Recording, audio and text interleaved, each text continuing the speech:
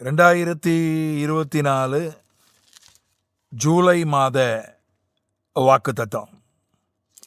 நீதிமொழிகள் 12ஆம் அதிகாரம் 24வது வசனம். ஜாக்கிரதை உள்ளவர்களுடைய கை ஆளுகை செய்யும். The people of diligence will reign. The word for 2024 July is found in Proverbs chapter 12 verse 24. ஜாக்கிரதை உள்ளவர்களுடைய கை ஆளுகை செய்யும். இந்த ஜாக்கிரதை கவனமாக இருக்கிறது, ரொம்ப தன்னுடைய மனதை எப்பொழுதும் செலுத்தி ஒரு விஷயத்தை பார்ப்பது, விழிப்போடு இருப்பது. ஜாக்கிரதை என்பதற்கு என்ன விளக்கம் கொடுக்கலாம்? விழிப்போடு இருப்பது, கவனமாக இருப்பது, அலட்சியம் பண்ணாமல் இருப்பது, மெத்தனமாக இல்லாமல் இருப்பது என்று நாம் அதற்கு அர்த்தம் சொல்ல முடியும். அது பழைய ஏற்பாடு அப்படின்னு நீங்கள் நினைக்கலாம். ஆனால் புதிய ஏற்பாட்டிலே அது இருக்கிறது. 2 பேதுரு 1ஆம் அதிகாரத்தில் 5ஆம் வசனம், இப்படி இருக்க நீங்கள் அதிக ஜாக்கிரதை உள்ளவர்களாய். புதிய ஏற்பாட்டில் தான் ஜாக்கிரதைன்ற வார்த்தை நான் ஒத்த வாக்கிய அகராதியை எடுத்து பார்த்தேன். புதிய ஏற்பாட்டில் தான் அதிக முறை வருது ஜாக்கிரதைன்ற வார்த்தை, பழைய ஏற்பாட்டை விட. ஜாக்கிரதை உள்ளவருடைய கை ஆளுகை செய்யும். ரோமர் 12ஆம் அதிகாரத்தில் வாசிக்கிறோம், முதலாளியானவன் ஜாக்கிரதையாக இருக்க கடவன். அது முதலாளி என்பது அந்த இடத்துல தலைவனை குறிக்கிறது. ஒரு தலைமை பண்புக்கு, தலைமை திறனுக்கு மிக அவசியமான ஒரு தன்மை ஜாக்கிரதையாக இருக்கிறது, கவனமாக இருக்கிறது, விழிப்பாக இருக்கிறது. ஆகவே அப்படிப்பட்டவருடைய கை ஆளுகை செய்யும். அதற்கு எதிர்ப்பதமாக சொல்லப்பட்டிருக்கிறது சோம்பேறியோ. இந்த சோம்பேறி அப்படின்ற ஒரு சோம்பேறி ஜாக்கிரதை உள்ளவனாக இருக்க முடியாது.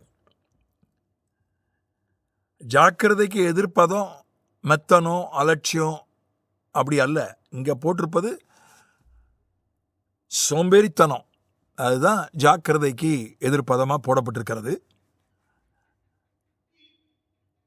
சோம்பலை பற்றி 2 விஷயம் உங்கள் முன்னால் ஞாபகப்படுத்த விரும்புகிறேன்.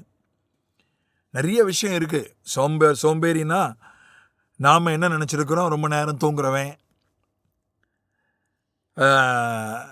வேலை மெதுவாக வேலை செய்வான் அல்லது வேலை செய்ய மாட்டான். இப்படிப்பட்டவனை தான் சோம்பேறி அப்படின்னு நம்ம நினச்சிட்ருக்கோம். ஆனால் சோம்பேறித்தனம், சோம்பல் என்பதற்கு பைபிளில் பலவிதமான விளக்கங்கள் உண்டு. ஒரு விளக்கத்தை மட்டும்தான் சொல்வதற்கு நேரம் இருக்கும். அந்த நீதிமொழிகள் 12:27 சொல்கிறது, சோம்பேறி தான் வேட்டையாடி பிடித்ததை சமைப்பதில்லை, ஜாக்கிரதை உள்ளவனுடைய பொருளோ அருமையானது. இங்கே பார்த்தீங்கன்னா மறுபடியும் சோம்பேறி, அதற்கு எதிர்ப்பதான் ஜாக்கிரதை. சோம்பேறி தான் வேட்டையாடி பிடித்ததை சமைப்பதில்லை. வேட்டையாடி பிடிப்பான். ஒரு முயலையோ ஒரு மானையோ இப்போ பிடிச்சா கைது பண்ணி உள்ளே வச்சுருவாங்க. இப்போ அது சட்டம் அதை அனுமதிக்கவில்லை. அந்த காலத்தில் அது அனுமதிக்கப்பட்டிருந்தது. வேட்டையாடுறது எவ்வளோ கஷ்டம். பெரும்பாலும் ராத்திரி தான் போகணும், கண் விழிச்சு போய் வேட்டையாடணும், அலையணும், ஓடணும், வேட்டையாடணும். வேட்டையாடிட்டு வந்துடுவான். ஆனால் சமைக்கிறதுக்கு அவனுக்கு மனசு இருக்காது. ஆட போயா இதை எவையா சமைப்பான் அப்படின்னு சமைக்க மாட்டான். ஞாயிற்றுக்கிழமை அன்னைக்கு பார்த்தீங்கன்னா கறிக்கடையில் அவ்வளோ கூட்டமாக இருக்கும். சர்ச்சில் கூட அவ்வளோ கூட்டம் இருக்காது, கறிக்கடையில் தான் ரொம்ப கூட்டமாக இருக்கும். ஞாயிற்றுக்கிழமை அன்னைக்குன்னே புதுசாக நிறையா கறிக்கடைகள் முளைக்கும். அங்கே போய் கறி வாங்கிட்டு வர்றதே ஒரு பெரிய விஷயம். நான் சிறுவனாக இருக்கும்போது நான் ஞாயிற்றுக்கிழமை கறி வாங்குகிற வேலை என்னுடைய வேலை. சென்னையில் அவ்வளவு கூட்டமாக இருக்கும் கடையில். அந்த கூட்டத்தில் நின்று வாங்கிட்டு வரணும். 1 மணி நேரம் சில நேரம் காத்திருக்க வேண்டியிருக்கும். அதுக்கப்புறம் 3 கிலோமீட்டர் 4 கிலோமீட்டர் சில நேரங்களிலே ஆட்டினுடைய பிற பாகங்களை மாநகர எல்லைக்குள்ளே விற்க அனுமதி கிடையாது. அதனால் அதை மாநகரத்தினுடைய எல்லைக்கு வெளியே புறநகர் பகுதியில் போய் சைக்கிளில் போய் வாங்கிட்டு வருவேன். இதை வாங்கிட்டு சமைக்கலைன்னு வைங்களேன், எப்படி இருக்கும்? அந்த மாதிரி தான். அதாவது ஒரு வேலையை முக்கால்வாசி செஞ்சுட்டு அல்லது பாதி செஞ்சுட்டு அதுக்கப்புறம் செய்யாமல் விட்டுறது, அதான் சோம்பேறித்தனம். அதே தான் நீதிமொழிகள் 19:24 போட்டிருக்கு. சோம்பேறி தன் கையை களத்திலே வைத்து அதை திரும்ப தன் வாய் அண்டைக்கு எடுக்காமல் இருக்கிறான். அதாவது சாப்பாடெல்லாம் போட்டுருவான். இப்போ செல்ஃப் சர்வீஸ் தானே எங்கே பார்த்தாலும். செல்ஃப் சர்வீஸில் அவங்களே தட்டை எடுத்து அவங்களே சாதத்தெல்லாம் உணவெல்லாம் வாங்கிட்டு அதுக்கப்புறம் கையை தட்டில் வைப்பான். அப்புறம் எடுத்து வாயில் வைக்கிறதுக்கு அவனுக்கு மனசு இருக்காது. முதல்ல சமைக்காமல் விட்டுருவான். அது ஒரு வசனம் படித்தேன். இப்போ சாப்பிட்றதுக்கே சோம்பேறித்தனம். அதாவது ஒரு வேலையை பாதி செஞ்சுட்டு அப்படியே விட்டுறது அல்லது முக்கால்வாசி செஞ்சுட்டு முடியலன்னா பரவாயில்ல. நான் செஞ்சேன், அது தடைப்பட்டுடுச்சு, நான் முயற்சி பண்ணேன், அதை தொடர முடியல, அது வேற. முடியும், சாப்பாட்டில் கை வச்சாச்சு, ஆனால் வாய்க்குள்ளே வைக்கிறதுக்கு சோம்பேறித்தனம். வேட்டையாடிட்டு வந்தாச்சு, அதை சமைக்கிறதுக்கு சோம்பேறித்தனம். நம்முடைய வாழ்க்கையில்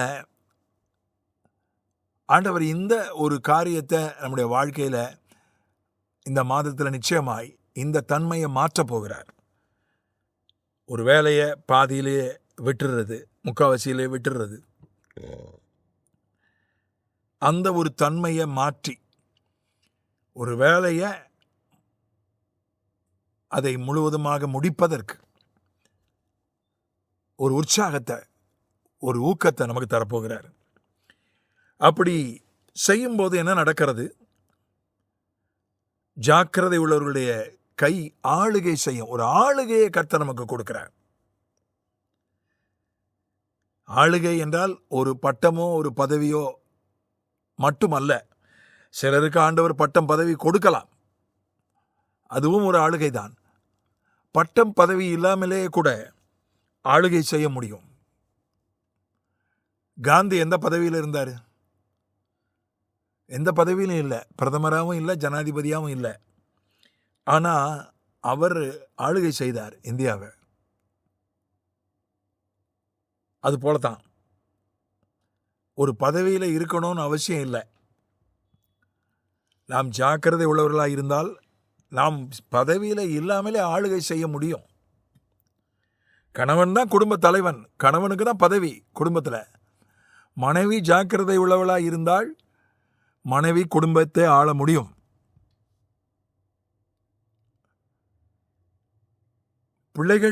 பிள்ளைகளுக்கு பதவி கிடையாது, அப்பாவுக்கு தான் பதவி குடும்பத்தில். பிள்ளைகள் ஜாக்கிரதை உள்ளவர்களாக இருந்தால் பிள்ளைகள் குடும்பத்தை ஆளுகை செய்ய முடியும். நம்மையே சொல்லிக்கிறோம்ல, சிறுபான்மைன்னு. நம்ம சிறுபான்மையாக இருந்தாலும் நாம் ஜாக்கிரதை உள்ளவர்களாக இருந்தால் நாம் ஆளுகை செய்ய முடியும். அதனால அப்படிப்பட்ட ஒரு ஆளுகையை குடும்பத்தில், வேலையில், பொருளாதாரத்தில், ஊழியத்தில், ஆவிக்குரிய வாழ்க்கையில், சமூகத்தில், தேசத்தில், சபையில் கர்த்தர் நம்முடைய கையை கையை செய்கிற கையாக உயர்த்துவாராக, ஆசீர்வதிப்பாராக. பிதாவே, இயேசுவின் நாமத்தில் இந்த ஜூலை மாதத்திற்காய் நன்றி. ஜூன் முழுவதும் காத்தீரே நன்றி. இந்த ஆண்டினுடைய அரை பகுதியை கடந்து வர உதவினீரே நன்றி. 2வது பாதி அதிக ஆசீர்வாதமாக இருக்க ஆண்டவரே உதவி செய்வீராக, ஆளுகையை தருவீராக. சோம்பலை எங்களை விட்டு அகற்றி போடும் ஆண்டவரே. நாங்கள் ஜாக்கிரதை உள்ளவர்களாய் காணப்பட உதவி செய்யும். ஆளுகையை நீர் எங்களுக்கு தருகிறதற்காக நன்றி. இயேசுவின் மூலம் பிதாவே, ஆமென்.